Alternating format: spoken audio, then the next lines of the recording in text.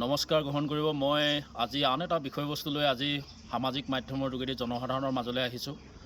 আপোনালোকে এই বিষয়টো বিবেচনা কৰি চাব আৰু এইটো এটা সৰ্বত্ৰে চৰ্চিত বিষয় এতিয়া সাম্প্ৰতিক সময়ত।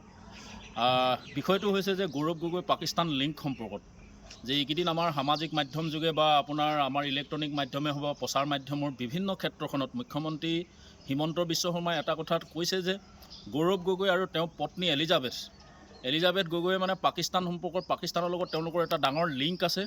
এই লিংকৰ কাৰণে মানে এতিয়া তেওঁলোকে গৌৰৱ গগৈক যিকোনো উপায়েৰে তেওঁলোকে মানে ভাৰতবৰ্ষৰ এটা চোৱাংচোৱা বা পাকিস্তান সেনাবাহিনীয়ে বা পাকিস্তানৰ ইণ্টেলিজেঞ্চ বিভাগ অৰ্থাৎ ISI যিটো মানে ISI মানে গৌৰৱ গগৈক ভাৰতবৰ্ষৰ বিভিন্ন তথ্য তেওঁলোকে ল'বৰ কাৰণে ব্যৱহাৰ কৰা ইত্যাদি কথাবিলাকত ব্যৱহাৰ কৰিছে। কিন্তু এটা কথা যদি আমি নিৰপেক্ষ দৃষ্টিভংগীয়ে চাওঁ তেতিয়া আমি দেখিম যে আচলতে গৌৰৱ গগৈ সাম্প্ৰতিক সময়ত কেনেধৰণৰ কাম কাজত তেওঁ ব্যস্ত হৈ আছে।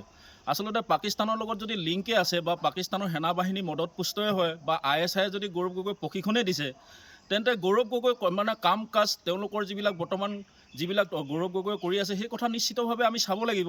আমি জানো যে গৌৰৱ গগৈ এতিয়া লোকসভাৰ এজন উপদলপতি তেওঁ আৰু তেওঁ অসমৰ এজন বৰ্তমান প্ৰদেশ কংগ্ৰেছৰ তেওঁ সভাপতি। গতিকে এনে গুৰুত্বপূৰ্ণ দায়িত্বত থকা মানুহ এজনে কেনেকৈ ভাৰত বিৰোধী কামত কেনেকৈ জড়িত হ'ল এই বিষয়টো এটা যথেষ্ট চিন্তনীয় বিষয়।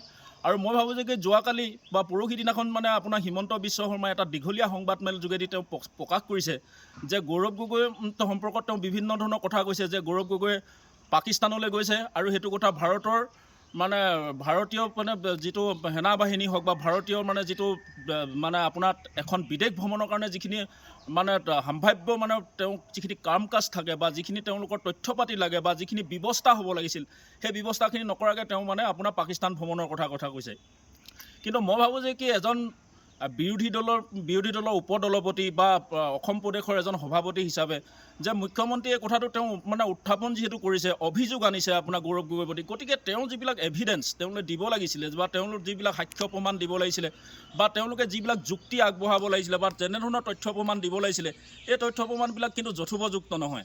আৰু মই ভাবোঁ যে এটা কথা যে আচলতে গৌৰৱ গগৈ যদি গৈছিলে বা আজিকালিতো ভাৰতবৰ্ষৰ যিটো মানে আপোনাৰ যোগাযোগ ব্যৱস্থা বা ভাৰতবৰ্ষৰ আজি টেকন'লজিৰ ক্ষেত্ৰত বহুত আগবাঢ়িছে বা আজি তেওঁলোকে যিটো মোবাইল ফোনৰ ব্যৱস্থা টেলিফোনিক ব্যৱস্থা এই সকলোবিলাকতে গৌৰৱ গগৈ ৰেকৰ্ডিং হওক বা গৌৰৱ গগৈ যে ভাৰত বিৰোধী কামত জড়িত হৈ আছে সেই কথা তেওঁলোকে প্ৰমাণ কৰি দিব লাগিছিল। তাকে নকৰি যদি অকল মানে সংবাদ মাধ্যমৰ যোগে তেওঁলোকে এনেকুৱা আভুৱা ভৰা কিছুমান কথা কৈছে যিবিলাক কথা অসমীয়া মানুহে এই মুহূৰ্তত মানি ল'বলৈ যথেষ্ট বেয়া পাইছে। এইটো কাৰণে বেয়া পাইছে যে আমি তৰুণ গগৈ দিনৰ পৰা দেখিছোঁ যে এই যিটো মানে তেওঁলোকৰ পৰিয়াল এই পৰিয়ালটো কোনো কাৰণতে ভাৰত বিৰোধী কামৰ লগত জড়িত হোৱা আমি দেখা নাই। তেওঁ 3বাৰকৈ মুখ্যমন্ত্ৰী হৈছে তেওঁৰ পিতৃ আৰু গৌৰৱ গগৈ এতিয়ালৈকে 2বাৰকৈ সাংসদ হৈছে। গতিকে এই সাংসদ হোৱা মানুহজনক আৰু মই ভাবোঁ যে উত্তৰ পূৰ্বাঞ্চলৰ সমস্যাবিলাক আচলতে দিল্লীত বা সদনত মানে আটাইতকৈ গুৰুত্বপূৰ্ণ আৰু সৰব ভূমিকা পালন কৰিছে গৌৰৱ গগৈ। আপোনালোকে জানে আমাৰ স্থানীয় ৰাজ্য আমাৰ চুবুৰীয়া ৰাজ্য যিটো আমাৰ আহোম ৰাজতন্ত্ৰৰ দিনৰ পৰা এটা সুসম্পৰ্কিত ৰাজ্য মণিপুৰত গোষ্ঠী সংঘাত হ'ল কুকি আৰু মানে মেইটেইসকলৰ মাজত। গতিকে এই গোষ্ঠী সংঘাতৰ ক্ষেত্ৰত বা গোষ্ঠী সংঘাতৰ বিষয়টোক লৈ গৌৰৱ গগৈ যি সৰব ভূমিকা পালন কৰিলে লোকসভাত এই ভূমিকাটো অসমত আমি যাক পঠাইছোঁ অসমৰ BJP যিকেইজন সাংসদ আছে যেনে ধৰক আপোনাৰ সৰ্বানন্দ সোণোৱাল, অসমৰ মানুহেতো এটা টাইমত তেওঁক জাতীয় নায়ক হিচাপে আখ্যা দিছিলে। এই জাতীয় নায়কৰ ভূমিকাটো অত্যন্ত দুৰ্ভাগ্যজনক। তেওঁতো মণিপুৰ সম্পৰ্কত কোনো কথাই নক'লে। দ্বিতীয়তে হ'ল কিৰণ ৰিজিজু, অৰুণাচলৰ কিৰণ ৰিজিজুও একো কথা নক'লে। অথল চুবুৰীয়া ৰাজ্য এখনত নিতৌ মানুহ শ মানুহ মৰিছে সংঘাতত। এই সংঘাতটো নিৰাময়ৰ কাৰণে বা ভাৰত চৰকাৰৰ দৃষ্টি আকৰ্ষণ কৰিব পৰাকৈ অসমৰ কোনো এজন বা উত্তৰ পূৰ্বাঞ্চলৰ বেলেগ কোনো সাংসদে মানে ইয়াৰ প্ৰতিক্ৰিয়া প্ৰকাশ কৰিব নোৱাৰিলে বা ইয়াৰ হৈ সৰব ভূমিকা পালন কৰিব নোৱাৰিলে। তেনেস্থলত গৌৰৱ গগৈ যি ভূমিকা পালন কৰিলে, গৌৰৱ গগৈ যি সৰব ভূমিকা ল'লে চুবুৰীয়া ৰাজ্য এখনৰ বা আমাৰ অতিকে মৰম চেনেহৰ মণিপুৰী ভাই ভগ্নীসকলৰ কাৰণে যি ভূমিকা গ্ৰহণ কৰিলে ই অত্যন্ত আশাব্যঞ্জক। আৰু আমি ভাবোঁ যে গৌৰৱ গগৈয়ে অনাগত দিনত এক শক্তিশালী ভূমিকা ল'ব বুলি ভাবি BJPয়ে এতিয়া এনেকুৱা আৰু আভুৱা ভৰা কথা কৈছে। গতিকে মই ক'ম যে কেতিয়াও এইটো হ'ব নোৱাৰে। আনহাতে আৰু এটা কথা অত্যন্ত গুৰুত্বপূৰ্ণ, যদিও ভাৰতীয় সেনাবাহিনী যদিও পাকিস্তানৰ সেনাবাহিনী বা ISI বা কিছুমান ISI মদতপুষ্ট কিছুমান সন্ত্ৰাসবাদীয়ে ভাৰতবৰ্ষৰ কিছু ক্ষতি হোৱা কাম কৰিছে সেইটো আমি মানি লৈছোঁ। গতিকে মই ভাবোঁ যে ভাৰতবৰ্ষৰ কাৰণে পাকিস্তান জনসাধাৰণ হয়তো ইমান মানে হেৰি নহয় যে পাকিস্তানৰ জনসাধাৰণে কেতিয়াও ভাৰত বিৰোধী বা ভাৰতৰ বিৰুদ্ধে তেওঁলোক অৱস্থান কৰিছে বুলি মই নাভাবোঁ। যিহেতু বেলুচিস্তান প্ৰদেশত এতিয়া মানে তেওঁলোকৰ তাতো মানে আচলতে বিচ্ছিন্নতাবাদে গা কৰি উঠিছে। বেলুচিস্তানেতো কেতিয়াও কোৱা নাই যে বেলুচিস্তানে তেওঁলোকক মানে এতিয়া ভাৰতৰ সহায় বিচাৰিছে তেওঁলোকে পাকিস্তানৰ পৰা ফালৰি কাটি আহিবৰ কাৰণে বা বেলুচিস্তান স্বাধীনতাৰ কাৰণে তেওঁলোকে ভাৰতবৰ্ষৰ সেনাবাহিনী বা ভাৰতবৰ্ষৰ সামৰিক বাহিনী বা ভাৰতীয়সকলৰ সহায় সহযোগিতা বিচাৰিছে। আনহাতে এইটো কথা মই আৰু এটা কথা কওঁ যে আজিকে পাক অধিকৃত পিঅ'কেটোতো আপোনাৰ তেওঁলোকে ভাৰতৰ সমৰ্থনত বা পাকিস্তানৰ পৰা তেওঁলোকে বিচ্ছিন্ন হোৱাৰ কাৰণে তেওঁলোকে আচলতে জোৰদাৰ তেওঁলোকে প্ৰতিবাদ কৰিছে। গতিকে এই কথাবোৰ যিহেতু আছেই, এতিয়া মই ভাবোঁ যে কি আচলতে এতিয়া বিজেপিয়ে যিটো পাকিস্তান আৰু মুছলিমক লৈ যিটো মানে তেওঁলোকে ৰাজনীতি কৰিছে, এই ৰাজনীতিটো তেওঁলোকে এতিয়া এইটো ৰাজনীতি অৱসান ঘটোৱা উচিত। তেওঁলোকে এই ৰাজনীতিটো এৰি দিয়া উচিত।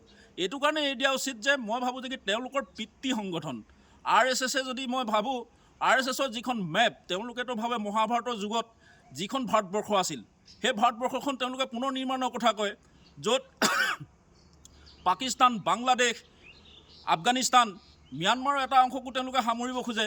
আৰু মই ভাবোঁ যে কি পাকিস্তানৰ লগত যদি আমি সম্পৰ্কটো দূৰত্ব ৰখাই ৰাখোঁ বা পাকিস্তানৰ লগত যদি আমি এটা গেপছ মেইনটেইন কৰি থাকোঁ বা আমি তেওঁলোকৰ লগত যোগাযোগ নকৰোঁ, আমি তেওঁলোকৰ লগত যদি কোনো ধৰণৰ মানে তেওঁলোকৰ লগত আমি যদি সহায় সমৰ্থন বা তেওঁলোকৰ লগত যদি আমি মিলা মিছাত নাথাকোঁ, তেতিয়া কি হ'ব হয়তো মানে চীনে এই সুবিধা ল'ব পাৰে। মই ভাবোঁ যে কি এতিয়া পাকিস্তানত যিহেতু অৰ্থনৈতিকভাৱে পাকিস্তান যথেষ্ট জৰ্জৰিত, পাকিস্তানৰ বিভিন্ন সমস্যাই মানে তেওঁলোক জৰ্জৰিত হৈ আছে। গতিকে মই ভাবোঁ যে পাকিস্তান যদি ভাগি ছিগি খণ্ড বিখণ্ড হয়, তেতিয়া ভাৰতবৰ্ষৰ এটা মূল ভূখণ্ডৰ এটা অংশ বুলিতো ভাৰতে সেই মানে পাকিস্তানখন অন্তৰ্ভুক্ত কৰিব পাৰিব ভাৰতৰ লগত। বা পাকিস্তান হয়তো এটা টাইমত তেওঁলোকে যদি অৰ্থনৈতিকভাৱে একবাৰ দুৰ্দশাগ্ৰস্ত বা অৰ্থনৈতিকভাৱে তেওঁলোকে যদি ভাগি পৰে বা বিভিন্ন কাৰণত যদি পাকিস্তানখন মানে আপোনাৰ তেওঁলোক মানে নষ্ট হৈ যায়, তেতিয়া যদি আজি ভাৰতে যদি এটা গেপছ মেইনটেইন কৰি থাকে, তেতিয়া হয়তো এই সুবিধা চীনে ল'ব। যি কাৰণে চীনে এতিয়া আপোনাৰ পাক অধিকৃত কাশ্মীৰৰ মাজেদি পাকিস্তানৰ ভূখণ্ডলৈ আহিব পৰাকৈ তেওঁলোকে এটা কৰিডৰ বনাইছে। গতিকে এই কথাখিনি মই ভাবোঁ যে কি অনতি পলমে বিজেপি চৰকাৰে পাকিস্তানৰ বিৰোধিতা আৰু মুছলিমৰ বিৰোধিতাটো যাতে এৰে। মই এইটো কথা ক'ব বিচাৰোঁ যে মুছলিমৰ বিৰোধিতাটো যিহেতু কৰিব নালাগে। এটা কথা যদি আমি চাওঁ, ভাৰতবৰ্ষৰ আজি ছুপাৰ পাৱাৰ এখন ৰাষ্ট্ৰ হ'ল কেনেকৈ? এই ছুপাৰ পাৱাৰ ৰাষ্ট্ৰ হোৱাৰ মূলতে হ'ল APJ আব্দুল কালামৰ এক শক্তিশালী ভূমিকা, যিজন বিজ্ঞানীৰ যোগেদি ভাৰতবৰ্ষৰ এটা মিছাইল জগতখনত এটা শক্তিশালী পদাৰ্পণ কৰিলে, যাৰ কাৰণে বিশ্বত ভাৰতবৰ্ষৰ এখন ছুপাৰ পাৱাৰ ৰাষ্ট্ৰ হিচাপে প্ৰতিষ্ঠা হ'ল। গতিকে মই ভাবোঁ যে কি মুছলিমত যদি আমি ক্ৰিকেট জগতখনতো চাওঁ, বহুবোৰ তেনেকুৱা মানে আপোনাৰ মানুহ আছে যিবিলাকে ভাৰতৰ হৈ তেওঁলোকে খেলিছে, যিবিলাকে অত্যন্ত মানে তেওঁলোকৰ ভাল সন্তোষজনক প্ৰদৰ্শন বা ভাল প্ৰদৰ্শনৰ কাৰণে ভাৰতবৰ্ষই বহু সময়ত বহু মেচ জিকিছে। এই কথাবোৰ আমি চাব লাগিব যে আচলতে আমি মুছলিম বুলিয়ে তেওঁলোকক বিদ্বেষ ঘৃণাৰে উপচাই পেলোৱা কোনো ৰাজনৈতিক দল বা ব্যক্তিৰ কাম্য হ'ব নালাগে। যি কাৰণতে মই ভাবোঁ যে কি আমাৰ আচলতে ক্ষতি মাতিব। আৰু মই ভাবোঁ যে কি গৌৰৱ গগৈ কোনো কাৰণতে কাহানিও আমি দেখা নাই যে গৌৰৱ গগৈ পৰিয়ালটোৱে ভাৰত বিৰোধী কোনো কাৰ্যৰ লগত জড়িত হৈছে। অসমৰ মানুহে সকলোৱে জানে যে গৌৰৱ গগৈ এজন মানে বিৰোধী দলৰ উপসভাপতি আৰু লগতে তেওঁ অসম প্ৰদেশ কংগ্ৰেছ কমিটিৰ তেওঁ এজন সভাপতি। গতিকে তেনে এজন ব্যক্তিক অকল মানে মুছলিম বা মানে তেওঁলোক পাকিস্তানী লিংক কিবাকিবি তেনেকুৱা ধৰণৰ কথা কৈ আচলতে মুখ্যমন্ত্ৰীয়ে নিজৰ পদবীটো বা নিজৰ যিটো মানে মুখ্যমন্ত্ৰীৰ চকীখন কিছু লাঘৱ কৰা যেন লাগে। আৰু মই ভাবোঁ যে কি এতিয়া আপোনালোকে চাওক যে যথেষ্ট পৰিমাণে এতিয়া মুখ্যমন্ত্ৰীৰ কিছু ইতিবাচক কামো আছে। আমি সেইবিলাক কামত যিবিলাক কাম তেওঁ ভাল কাম কৰিছে সেইবিলাকক আমাৰ সদায় সমৰ্থন আছে। যেনে ধৰক তেওঁ কোনো টকা পইচা নিদিয়াকৈ বহু লোক মানে যুৱক যুৱতীক তেওঁ সংস্থাপিত কৰিছে, চাকৰি দিছে, আৰু তেওঁ ৰাস্তা ঘাটৰ যথেষ্ট উন্নয়ন কৰিছে, দলং নিৰ্মাণ কৰিছে। আৰু তেওঁ মানে ধৰক আপোনাৰ প্ৰতিটো বিষয়ৰ ওপৰত কিবা অসমত সমস্যা এটা হ'লে তাৰ খুব পোনপটীয়া বা খুব সোনকালে ক্ষিপ্তভাৱে তেওঁ তাৰ মানে আপোনাৰ বক্তব্য প্ৰদান কৰে বা তাৰ প্ৰতিক্ৰিয়া প্ৰকাশ কৰে। গতিকে এনেকুৱা কিছুমান বহু কথাত মুখ্যমন্ত্ৰীক আমি সদায় শলাগ লৈছোঁ বা তেওঁৰ ভাল কামবিলাকক আমি সদায় ভাল সমালোচনা কৰিছোঁ বা তেওঁ ভাল কৰিছে বুলি আমি তেওঁক মানে তেওঁক আমি মানে আগ্ৰহেৰে লৈছোঁ আৰু তেওঁক মানে আমি মানে এইটো কৃতজ্ঞতা জ্ঞাপন কৰিছোঁ। কিন্তু যিবিলাক কাম তেওঁ এতিয়া এনেকুৱা এটা পদবীত বা বিজেপি চৰকাৰ উপনীত হ'ল, এতিয়া তেওঁলোকে এই হিন্দু মুছলমানৰ ৰাজনীতি নকৰিলেও, পাকিস্তানৰ সাঙুৰি নল'লেও বা পাকিস্তান বিষয়টো ৰাজনীতিত ব্যৱহাৰ নকৰিলেও তেওঁলোকে অন্ততঃ এটা মেৰুদণ্ড পোন কৰি অন্ততঃ তেওঁলোকে শাসনভাৰ বা মানে এই নিৰ্বাচনত জয়যুক্ত হ'ব পৰাকৈ তেওঁলোক সক্ষম। কিন্তু তেনেকুৱা এটা স্থলত এই বিষয়টোৱে আচলতে মুখ্যমন্ত্ৰী মহোদয়ক বহুত লঘু কৰিছে যেন মোৰ অনুমান হয়। গতিকে মই এইখিনিকে ক'লোঁ, ৰাইজে বাকীখিনি বিচাৰ বিবেচনা কৰিব। ধন্যবাদ। জয় আই অসম।